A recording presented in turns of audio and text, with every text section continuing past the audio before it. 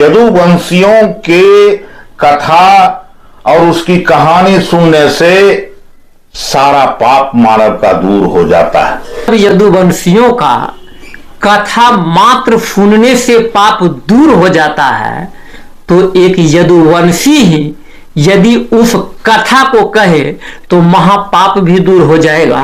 तो फिर ऐसा अत्याचार क्यों? जाति पूछते हो, हिंदुओं में बंटवारा करना चाहते हो और कहते हिंदू राष्ट्र बनाएंगे।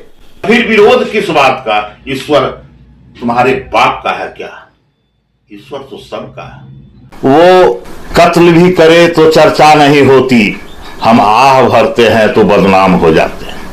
उसी जाति का हो तो फिर उस जाति से कथावाचक क्यों ना हो? इटावा का अनोखा प्रवचन, ज्ञान पर भारी पड़ा जाति का सवाल, और यह जातीय रंग या राजनीतिक रंग लेता हुआ दिख रहा है। बात है यादव महासंघ जिला लखीसराय के जिला अध्यक्ष राजेश कुमार यादव उर्फ भगवान यादव, और इनसे जानने का प्रयास करते हैं कि आखिर ये प्रकरण क्या प्रदर्शित करता है कि एक कथावाचक जो ब्राह्मण जाति से ना हो करके यादव जाति से हो और उसके साथ दुर्व्यवहार इस प्रकार कि उसका सर मुड़ दिया जाना, अभद्रता किया जाना और गंगा जल से भी ऊपर पवित्र एक अनोखे जल से पवित्र करना क्या दर्शाता है? सबसे पहले मैं आपके चैनल को और तमाम दर्शकों को धन्यवाद देना चाहता हूं। अर्जित करना मानव का परम धर्म है और इस ज्ञान से ही बुद्धि और विवेक की प्राप्ति होती है। जहां तक इटावा का सवाल है, यह मानवता विरोधी है।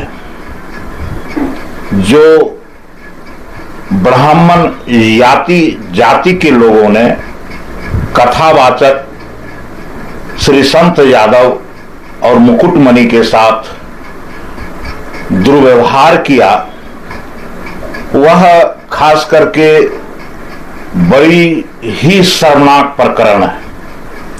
खासकर हिंदू कहे जाने वाले तमाम भारतीय के सपूत धर्म का आगाज वर्तमान में केंद्र सरकार और राज्य सरकार में जो सत्तासीन है उसका उद्देश्य है, और तमाम मनुवादी व्यवस्था के लोग जो उसके साथ हैं, इस देश में हिंदू राष्ट्र की घोषणा करवाना चाहते हैं, हिंदू राष्ट्र बनाना चाहते हैं। मान लीजिए कि वह हिंदू राष्ट्र पर अगर अड़ी है, लेकिन ऐसा होने वाला दूर दूर तक भविष्य में असंभव है, इसलिए कि 2000-4000 वर्ष से जो मूल निवासी यहाँ के रहे हैं, उन पर जो अत्याचार आए हुए आर्यों के द्वारा किया गया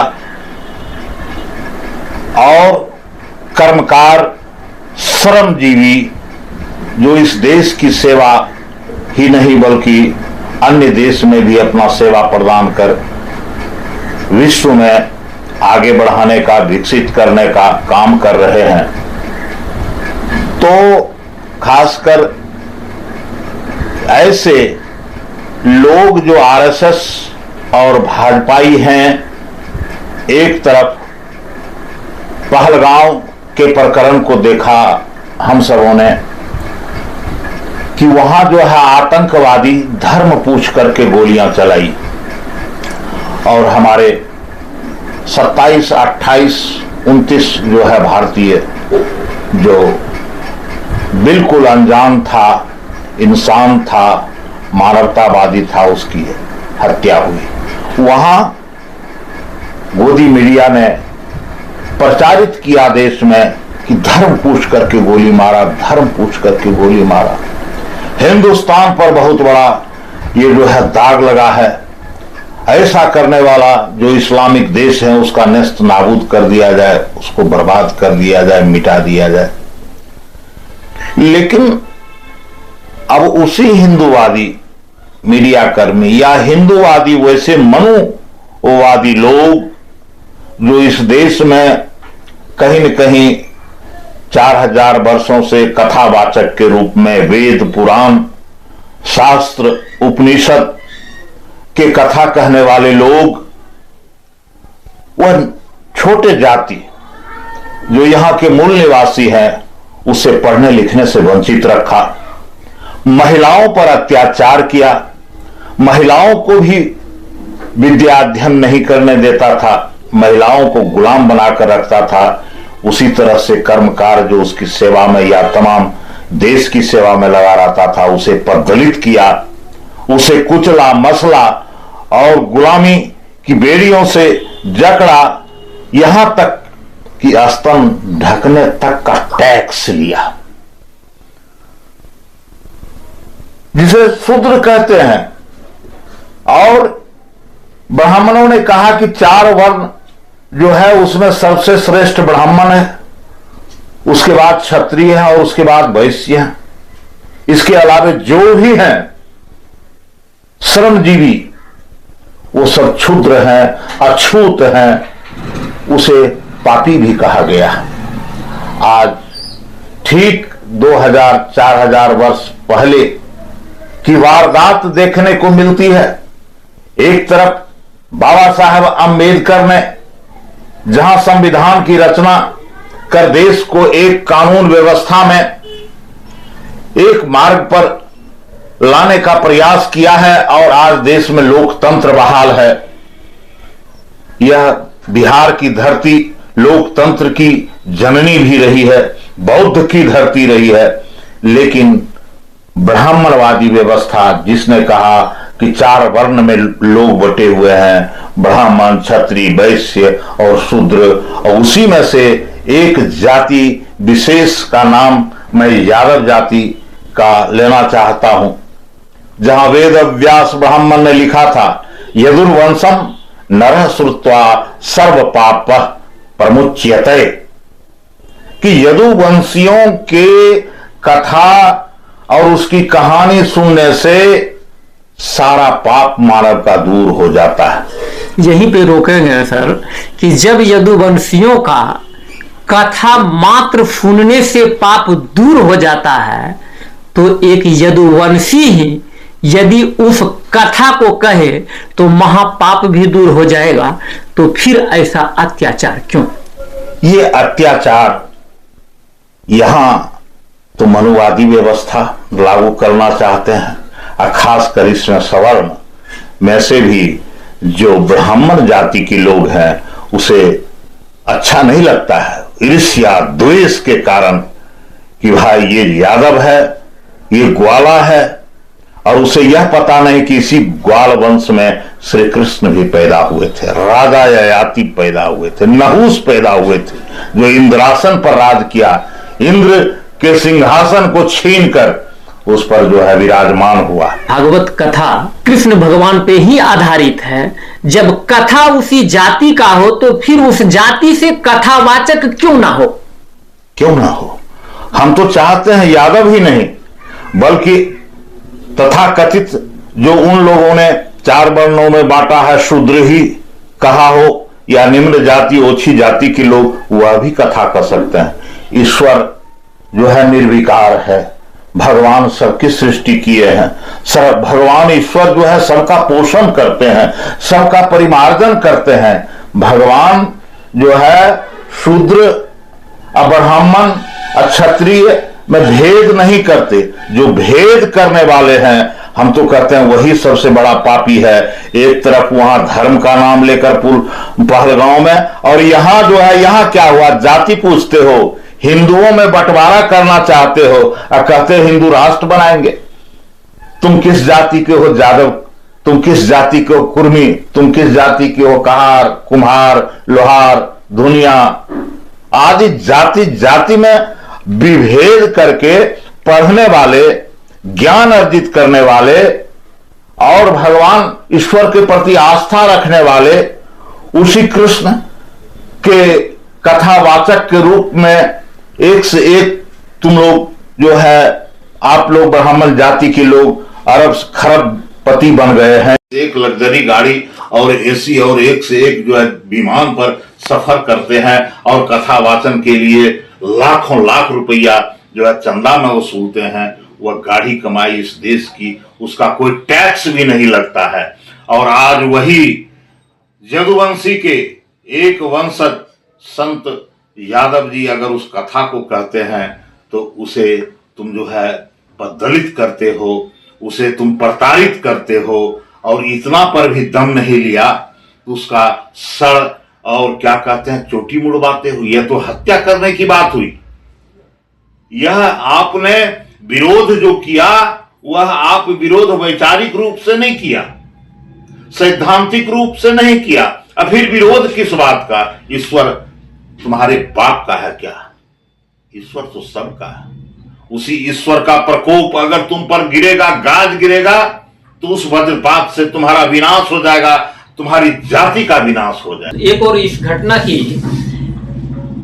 यूपी के पूर्व मुख्यमंत्री अखिलेश यादव ने इसका निंदा किया, तो दूसरी ओर वर्तमान यूपी के उप मुख्यमंत्री केशव प्रसाद मौर्य ने समाजवादी पार्टी पे ही आरोप लगाया कि क्या समाजवादी पार्टी भूल गई कि उसने राम भक्तों पे गोलियां चलवाई और कांवड़ यात्रा में शिव भक्तों के भजन को बंद किया गया, और समाजवादी पार्टी पे आरोप लगाया कि यह समाज को बांट करके वोट बैंक की राजनीति कर रही है।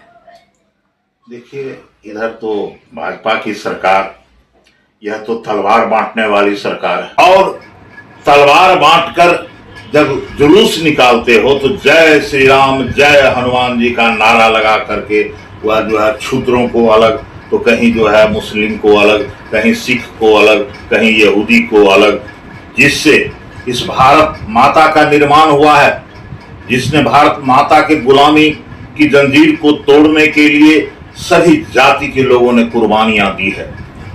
उसके कत्ल करने के लिए, उसे हीन नीच समझने के लिए, शूद्र और अछूत समझने के लिए जो इतना बड़ा कार्य कर रहे हो, तो क्यों नहीं रोका जाएगा? तो मानवता के अनुसार जो भगवान के द्वारा बताए गए मार्ग हैं, आदर्श मार्ग पर चलो, आदर्श मार्ग पर भजन करो।